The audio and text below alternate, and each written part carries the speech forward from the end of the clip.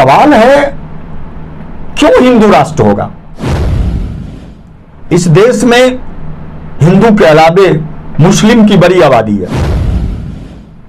मैं समझता हूं कि शायद दुनिया में सबसे बड़ी आबादी, ईसाई की बहुत बड़ी आबादी है, सिख की सबसे बड़ी आबादी है। तो ये किसी हिंदू राष्ट्र या मुसलमान राष्ट्र क्यों आप बना सकते? क्या जब हिंदू राष्ट्र बनाएंगे तो ये मुसलमानों का मुल्क नहीं रहेगा, ईसाइयों का मुल्क नहीं रहेगा, सिखों का मुल्क नहीं रहेगा? इनके तमाम पूर्वजों ने इस देश की आजादी की लड़ाई में हिंदू, मुस्लिम, सिख, ईसाई सब मिलकर लड़ा, सबने कुर्बानियां दी। हम जब भगत सिंह की चर्चा करते हैं तो क्या हम अशफाकुल्लाह खान की कुर्बानी को भूल जाएंगे? हम जब पंडित नेहरू की बात करते हैं तो क्या हम मौलाना अबुल कलाम आजाद को भूल सकते हैं? यह देश जितना हिंदुओं का है उतना मुसलमानों का है, उतना सिखों का है, उतना ही ईसाइयों का है। यह देश किसी के बाप का नहीं है। इसलिए किसी धर्म के नाम पर अगर इस देश का निर्माण होता है या नाम रखा जाता है तो यह अत्यंत ही खतरनाक होगा। और हमारी पार्टी चाहे देश की आम आवाम इसे कतई स्वीकार करने को तैयार नहीं। वर्तमान समय में देश के सियासतदानों के द्वारा जिस तरह से धर्म की आड़ में नफरत की राजनीति की जा रही है, उससे निश्चित तौर पर देश का सब समाज काफी दुखी है। दो धर्मों के बीच नफरत की दीवार खड़ी करने की जो नापाक कोशिश हमारे सियासतदानों के द्वारा की जा रही है, उससे भारतीय लोकतंत्र आज ऐसे मोड़ पे आके खड़ा हो गया है जिससे बाद दुनिया का सबसे लोकतांत्रिक देश आज उसका लोकतंत्र काफी कमजोर दिख रहा है। माना जाता है कि एक मजबूत लोकतंत्र के लिए मजबूत विपक्ष का होना जरूरी है और शायद यही कारण है कि सत्ता के सामने विपक्ष की आवाज वो इनकलाब पैदा नहीं कर पा रही है जिसकी जरूरत आज देश को है। आज इन्हीं सभी मुद्दों पर बात करने के लिए हमारे साथ मौजूद है सीपीआई के राष्ट्रीय पार्षद व मधेपुरा में सामाजिक मुद्दों को हमेशा पूरी ताकत के साथ आवाज बुलंद करने वाले जनाब प्रमोद प्रभाकर जी। आज हम इन सभी मुद्दों पर इनसे चर्चा करेंगे और जानेंगे इनसे कि इनकी क्या प्रतिक्रिया है देश के वर्तमान हालात पर। आपका रिपब्लिकन टाइम्स में बहुत बहुत स्वागत है। आपका बहुत बहुत धन्यवाद। क्या कहेंगे देश के जो मौजूदा हालात है और सियासतदानों के द्वारा जो एक तरह से कह लीजिए कि धर्म के आड़ में नफरत की राजनीति कर नफरत डिवाइड एंड रूल की राजनीति की जा रही है, इससे देश का कितना विकास होगा या नुकसान होगा, क्या कहेंगे आप? देखिए, विकास का कहीं कोई सवाल ही नहीं उठता। आज हमारा मुल्क आज़ादी के 76 वर्ष बाद एक ऐसे चौराहे पर खड़ा है जहां नफरत की बुनियाद पर समाज को बांटा जा रहा है। आज भारतीय संविधान और लोकतंत्र खतरे में है। आज देश के अंदर जो लोग सत्ता में बैठे हैं उनकी बुनियाद में ही धर्म का विवाद खड़ा करना है। उन्हें इस देश के राजनीति से, इस देश के संविधान से, लोकतंत्र से, विकास से, इंसानियत से कोई लेना देना नहीं है। ये वो लोग हैं जो आजादी की लड़ाई में कहीं दिखाई नहीं पड़े थे। 1925 में आरएसएस का जन्म हो गया था। अब 2025 में वो अपना जन्म शताब्दी मनाएंगे। ये बहुत सारे संकल्प लिए जा रहे हैं। ये 1925 में जन्म लिए और उस समय आजादी की लड़ाई पूरे पीक पर था। ये पूरी तरह से आजादी की लड़ाई से पल्ला झाड़ लिए थे। भूलवश सावरकर जी गिरफ्तार हो गए और गिरफ्तार हो गए तो 6 बार इन्होंने लिखित रूप से अंग्रेजों से माफीनामा मांगा। आजादी की लड़ाई में इनकी कोई भूमिका नहीं है। जो लोग अपनी आजादी की लड़ाई में भूमिका का निर्वहन किया, जिनके पूर्वजों ने कुर्बानियां दी इस देश में, चाहे हिंदू हो या मुसलमान, सिख हो या ईसाई, सबने मिलकर आजादी की लड़ाई लड़ी और हजारों लाखों कुर्बानियों के बाद हमारा मुल्क आजाद हुआ। लेकिन जिन्हें लड़ाई से, आजादी की लड़ाई से कोई वास्ता नहीं था, वो आज देशभक्ति का प्रमाण पत्र बांट रहा आज है। तो वही देशभक्ति का प्रमाण पत्र, देशभक्ति का प्रमाण पत्र बांट रहा है। जिसने तिरंगा से कभी प्यार नहीं किया, बल्कि सरेआम हमारे देश की राष्ट्रीय झंडा को कई बार उन्होंने पैरों तले कुचला, जलाया, वो आज देशभक्ति का प्रमाण पत्र बांट रहा है। जिसको इस भारतीय संविधान से कोई लेना देना नहीं, सरेआम भारतीय संविधान को कई बार जलाया, वह आज संविधान को नकार रहा है, वह संविधान की धज्जियां उड़ा रहा है और इस देश के अंदर नफरत की दीवारें खड़ा कर रहा है। बड़ी दुख के साथ कहना पड़ रहा है, पहले भी सरकारें आई और गई, सभी नीतियों से आम लोग राजी नहीं थे, विरोध और समर्थन का दौर पहले भी चलता रहा, लेकिन आज जो दौर है वो बड़ी खतरनाक दौर है। पहले इन्होंने नारा दिया कि हम कांग्रेस मुक्त भारत बनाएंगे, लेकिन आज इनका संकल्प है कि हम विपक्ष मुक्त भारत बनाएंगे और उसी दिशा में ये आगे बढ़ रहे हैं। जो विरोध में आवाज उठाएगा, जो विरोध में लिखेगा, या तो उसकी हत्या हो जाएगी या उसको गलत मुकदमे में फंसा के जेल के अंदर बंद कर दिया जाएगा। आज आपके पत्रकार, कर्नाटक की महिला पत्रकार, ओजस्वी पत्रकार गौरी लंकेश की हत्या कर दी गई, महाराष्ट्र में गोविंद पनसारे की हत्या कर दी गई, अलीगढ़ विश्वविद्यालय के पूर्व कुलपति कुलवर्गी की हत्या हो गई, महान साहित्यकार दाभोलकर की हत्या हो गई, ना जाने कितने लोग जेल के अंदर बंद रहे हैं, बंद पड़े हैं।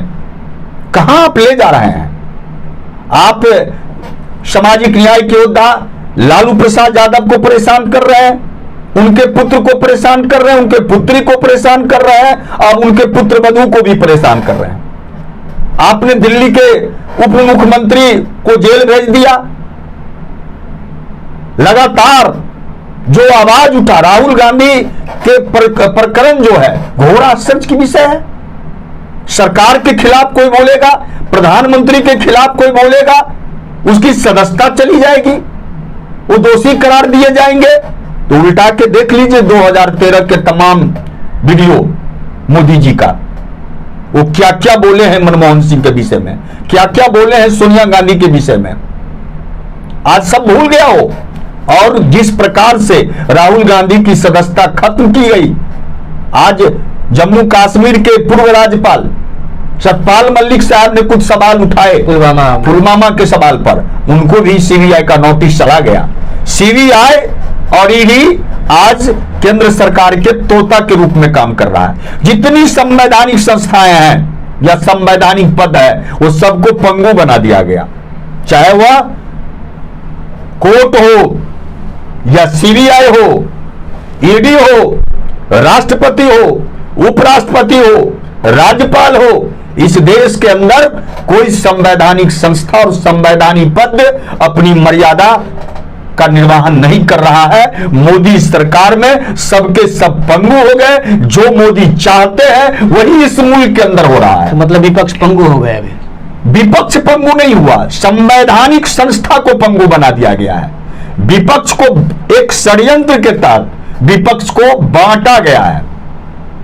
आप देखेंगे 2019 के लोकसभा चुनाव, जब प्रचंड बहुमत आया एनडीए को, तो मात्र 37% वोटों को मिला है।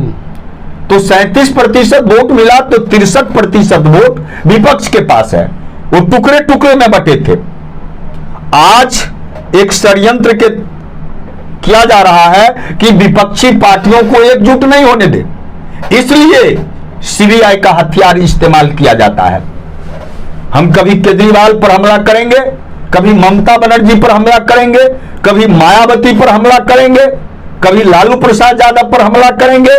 तो जो हालात है वो तमाम विपक्षी को हम अलग अलग करने में सफल हो जाएंगे, और जब सब विपक्षी अलग अलग रहेगा तो फिर हम जो चाहेंगे वो होगा। तो जो भी नीतीश कुमार जो अभी सभी विपक्षी पार्टियों को एकजुट करने में लगे हुए हैं, क्या उसमें सफलता उनको मिलेगी? देखिए, नीतीश कुमार जी का प्रयास अत्यंत ही सराहनीय है और कुछ हद तक वो सफल हुए हैं, सबसे एक बार बातचीत हो गई है और सबने सकारात्मक संदेश दिया। और मैं समझता हूं कि जो आज वक्त का तकाजा है और जो मुल्क की हालात है उसमें निश्चित रूप से एक संवेदनशील राजनीतिज्ञ जो भारत के संविधान में विश्वास करता है और जमहूरियत में विश्वास करता है, वो तमाम सियासत दल और नेता एकजुट होंगे, अन्यथा हमारे देश का भविष्य अंधकारमय हो जाएगा। हम विपक्ष में हैं, हम ईमानदारी से आवाज उठाएंगे, सड़कों पर संघर्ष करेंगे। बाकी जो सत्ता में लोग हैं या कोर्ट में जो लोग बैठे हुए हैं न्यायाधीश के रूप में, उन पर बहुत कुछ निर्भर करता है। मुझे ये कहने में कोई हिचक नहीं कि आज सरकार से लेकर न्यायालय तक मनुवादियों का कब्जा है और वो हमारी आवाज को दबा देता है। पुलवामा की घटना जिस समय हुई उसी समय ये बातें आई कि आखिर क्या कारण था कि वहां सैनिकों को हवाई जहाज नहीं दिया गया जब मांगा गया था। एक मंत्री के जाने से सभी रास्ते ब्लॉक हो जाते हैं और इतनी बड़ी संख्या में सेना जा रहा है, आपने रास्ते ब्लॉक क्यों नहीं किया? वह एक गाड़ी से ही वो पूरा बम भरा हुआ गाड़ी जो है सो टकरा गया, वो बुलेट प्रूफ गाड़ी नहीं था। आखिर कैसे वो गाड़ी पहुंच गई वहां? किसका डिफॉल्टर था? 300 किलो आरडीएक्स था उसमें। बिल्कुल, हमारी जांच, हमारी एजेंसी, सुरक्षा एजेंसियां क्या कर रही थी? पूरी तरह से सरकार की विफलताएं हैं। बल्कि मैं ये कह रहा हूं कि वो प्रायोजित हमले थे। ये हमले होंगे और आपने देखा कि 2 महीने 3 महीने तक तिरंगा झंडा लेकर हिंदुस्तान जिंदाबाद, पाकिस्तान मुर्दाबाद के नारे बुलंद हुए और देश के अंदर एक सांप्रदायिक ध्रुवीकरण किया गया। पुलवामा के बाद पाकिस्तान पर अटैक हुआ, बमबारी हुआ, कितने लोग मारे उसके कोई साक्ष्य नहीं है, लेकिन इन्होंने पूरा हंगामा कर दिया। इतने लोग मारे, इतने लोग मारे, इतने लोग मरे, कोई साक्ष्य नहीं है। और पूरे देश के अंदर एक वातावरण तैयार किया गया, सांप्रदायिक ध्रुवीकरण किया गया और उसके आधार पर वह पुनः 19 में सत्ता में चले आए। इनके कार्यनीति में इस तरह के षड्यंत्र है। ये वोट के खातिर कुछ भी करने को तैयार हैं। ये देश बेच सकते हैं, ये जमीन बेच सकते हैं, ये संविधान की धज्जियां उड़ा सकते हैं, ये कुछ भी कर सकते हैं। ये अत्यंत ही दुखद है। पहलवान के महिला पहलवान कपड़ा तक फाड़ा गया, पुलिस ने लाठियां चलाई। इस लोकतांत्रिक व्यवस्था में हमें पूरी बुलंदी से आवाज रखने की अधिकार है, लेकिन आज हमारी आवाज को दबाया जा रहा है। और वो सांसद ब्रिजभूषण सिंह जिनके ऊपर आरोप है, छाती ठोक के चिल्ला चिल्ला कर आज मीडिया के अंदर अपनी बातें रख रहा है। मैंने पहले कहा कि ये सरकार कुछ भी सुनने को तैयार नहीं है। इस देश के अंदर जितनी बलात्कार की घटनाएं हुई, जितने दंगा की घटनाएं हुई, आप देख लीजिए ना, किसको दंडित किया गया, किसको सजाएं दी गई। ये तो सिर्फ टारगेट करता है कि ये मुसलमान है, ये ईसाई है, ये कम्युनिस्ट है, तो उसको नक्सली बता देगा, मुसलमान को आतंकवादी बता देगा और एक मैसेज देगा, लोगों को बताएगा कि हम देशभक्ति है, ये आतंकवादी है और ये नक्सली है। एक ताज़ा मामला अभी बिहार में बाबा बागेश्वर जो बाबा धाम के जो है वो बिहार में आ रहे हैं अपना वो धार्मिक कार्यक्रम करने के लिए, उस पर बड़ा बवाल मचा हुआ है। विपक्ष पार्टी कहते हैं, जो सत्ताधारी बिहार की पार्टी उसको कहते हैं कि इसको गिरफ्तार कर लिया जाएगा या उसको नहीं करने दिया जाएगा, और दूसरा दावा ठोकता है कि देखते हैं कौन रोकता है। क्या लगता है कैसी सियासत हो रही है? सत्तारूढ़ दल के कुछ मंत्री और नेता ने ये नहीं कहा कि सीधे तौर पर कि हम गिरफ्तार कर लिया जाएगा। अगर वो नफरत पैदा करेंगे, धर्मगुरु हैं, अपनी मर्यादा में रहें, लेकिन अगर धर्म के नाम पर वो नफरत पैदा करेंगे तो इसकी इजाजत नहीं दी जाएगी। तब कानून अपना काम करेगा। सरकार के मंत्री के द्वारा ये कहा जा रहा है, क्योंकि ये पिछले दिन कई जगह पर जिस तरह की बयानबाजी किए हैं वह समाज हित में नहीं है। आरोप लगाया जा रहा है कि राजनीतिक प्रोपगंडा के तहत इसका ये प्रोग्राम हो रहा है, इसको आप किस नजरिए से देख रहे हैं? बिल्कुल, अभी कुछ बाबा लोग, वो धर्मगुरु नहीं है, वह भारतीय जनता पार्टी और राष्ट्रीय स्वयंसेवक संघ के प्रवक्ता हो गए हैं। वो इस तरह की भाषा का उपयोग करते हैं जो भाषा का उपयोग कोई धर्मगुरु के लिए उचित नहीं है।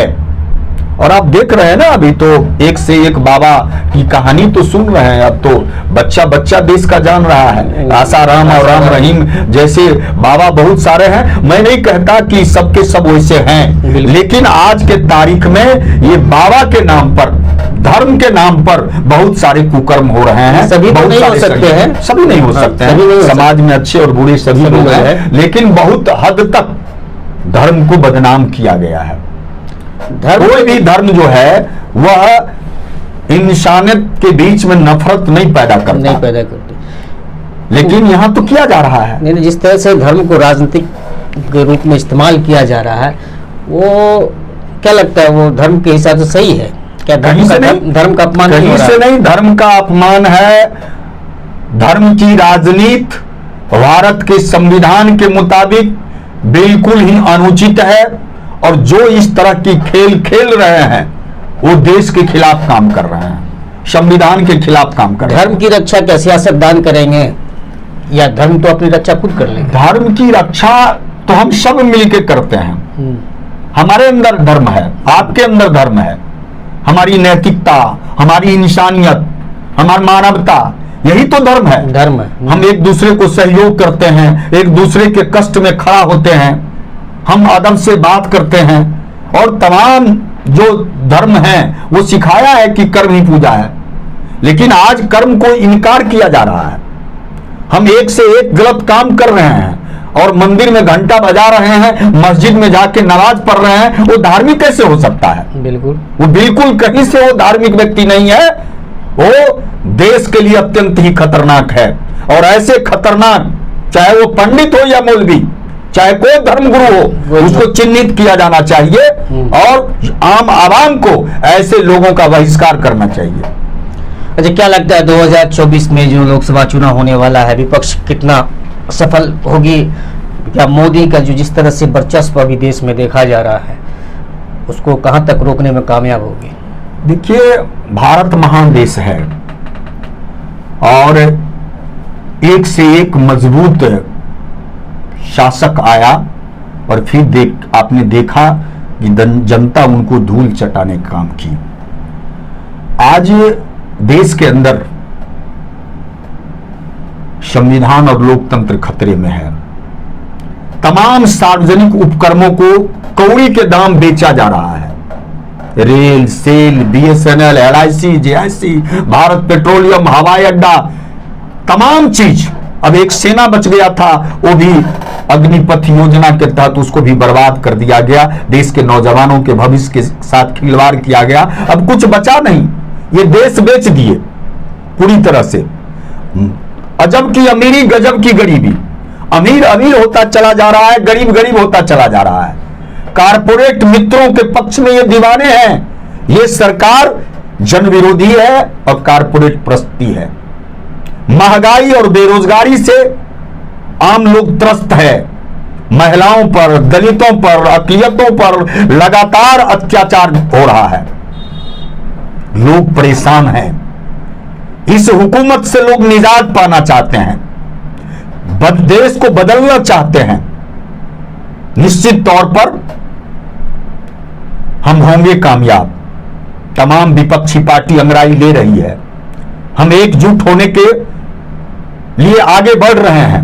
मुझे उम्मीद है कि इस फांसीवादी जन विरोधी सरकार के खिलाफ पूरा विपक्ष एकजुट होगा, और 2024 में नरेंद्र मोदी सरकार की विदाई होगी, और इस देश के अंदर एक प्रगतिशील, धर्मनिरपेक्ष और जनवादी सरकार की स्थापना। जो विपक्षी पार्टियां हैं, क्या वो कुछ कुर्बानियां त्याग करते हैं कि त्याग देना नहीं चाहते, इसी वजह से एकजुट नहीं हो पा रहा? कहीं ना कहीं सबको सत्ता का लोभ है। देखिए, सत्ता का लोभ, राजनीतिक दल है तो सत्ता का लोभ रहेगा, लेकिन अब प्रश्न दूसरे जगह आके खड़ा हो गया है कि वतन की हिफाजत और खुद उसकी पार्टी और उसको अपने अस्तित्व की चिंता सताने लगी है। 2024 में अगर बीजेपी आई, नरेंद्र मोदी आए, तो यह जमहूरियत नहीं रहेगा, यह संविधान नहीं रहेगा। वो चाह रहा है कि अमेरिका के पैटर्न पर यहां चुनाव हो, वो चाह रहा है कि हिंदू राष्ट्र का निर्माण हो, और जितने विपक्ष के लोग हैं एक एक करके वो टारगेट करेगा। यह मुल्क तबाह और बर्बाद हो जाएगा। अच्छा, हिंदू राष्ट्र होने से क्या मुल्क किस तरह से तबाह बर्बाद हो जाएगा? देखिए, सवाल है क्यों हिंदू राष्ट्र होगा? इस देश में हिंदू के अलावे मुस्लिम की बड़ी आबादी है। मैं समझता हूं कि शायद दुनिया में सबसे बड़ी आबादी, ईसाई की सब बहुत बड़ी आबादी है, सिख की सबसे बड़ी आबादी है। तो ये हालात जो है, किसी हिंदू राष्ट्र या मुसलमान राष्ट्र क्यों आप बना सकते? हमारे संविधान के में कोई इस तरह के प्रावधान नहीं है हिंदू राष्ट्र बनाने का। क्या जब हिंदू राष्ट्र बनाएंगे तो ये मुसलमानों का मुल्क नहीं रहेगा, ईसाइयों का मुल्क नहीं रहेगा, सिखों का मुल्क नहीं रहेगा? इनके तमाम पूर्वजों ने इस देश की आजादी की लड़ाई में हिंदू, मुस्लिम, सिख, ईसाई सब मिलकर लड़ा, सबने कुर्बानियां दी। और हम जब भगत सिंह की चर्चा करते हैं तो क्या हम अशफाकुल्लाह खान की कुर्बानी को भूल जाएंगे? हम जब पंडित नेहरू की बात करते हैं तो क्या हम मौलाना अबुल कलाम आजाद को भूल सकते हैं? आपने देखा कि हिंदुस्तान और पाकिस्तान के बीच जब लड़ाई हुई तो हामिद ने जो कुर्बानियां दी, क्या हम उसको भूल सकते हैं? यह देश जितना हिंदुओं का है उतना मुसलमानों का है, उतना सिखों का है, उतना ही ईसाइयों का है। यह देश किसी के बाप का नहीं है, यह देश सबका है। इसलिए किसी धर्म के नाम पर अगर इस देश का निर्माण होता है या नाम रखा जाता है तो यह अत्यंत ही खतरनाक होगा। और हमारी पार्टी चाहे देश की आम आवाम इसे कतई स्वीकार करने को तैयार नहीं है।